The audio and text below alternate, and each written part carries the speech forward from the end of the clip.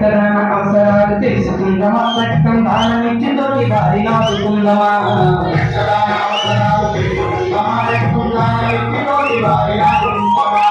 రక్తదానం అంటే మరో ప్రాణదానమే, మనిషిగా పుట్టినాము గనక మన జన్మధన్యమే. రక్తదాన అవసరాలు తెలుసుకుందామా, రక్తం దానమిచ్చి తోటి వారి నాదుకుందామా.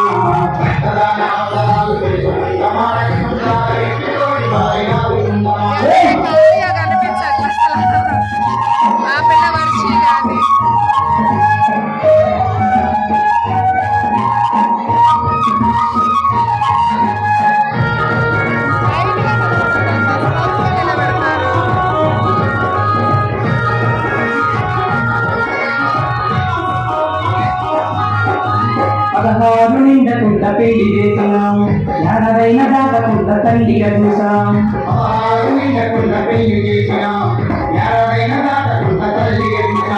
పసి వయసులో పెళ్లి చేసి ఆరోగ్యం చెడదీసి రక్తం లేనితో బిడ్డను కనలేకపోతుంటే రక్తమిచ్చి మనసు పోతుందని ఎదురు చూడాలను కళ్ళ ముందు చంపుకుంటాము. రక్తదాన అవసరాలు తెలుసుకుందామా, రక్తం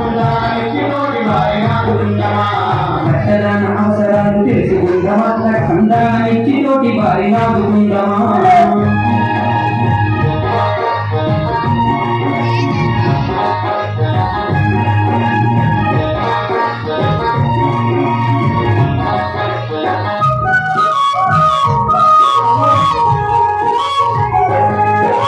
పరిసరాల పరిశుభ్రత మర్చిపోయినాం, దోమాకారులతో మనం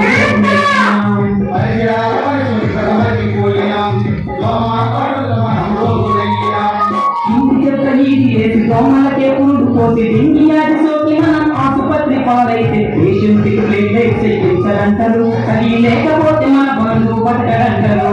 రక్తదాన అవసరాలు తెలుసుకుందామా,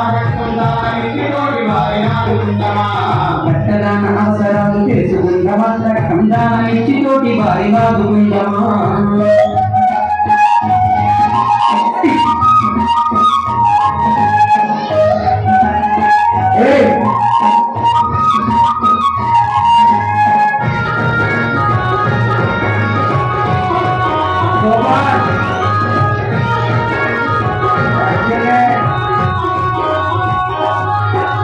రవాణా సౌకర్యాలకి మళ్ళినాయి, వాహనాలు వరకు తప్పి ఏడు పారాయి.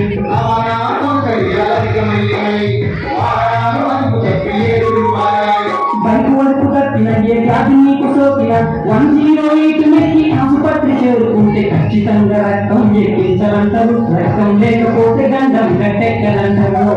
రక్తదాన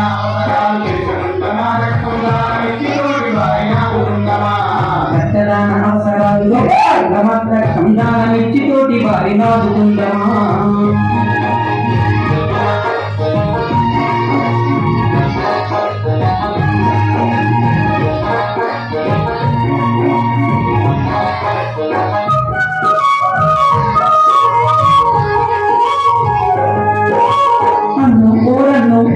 ఎందుకురన్నో ఇది కొడుకుంటే వస్తువు కాదు, రక్తం దానమిచ్చినంతలో నష్టం కాదు.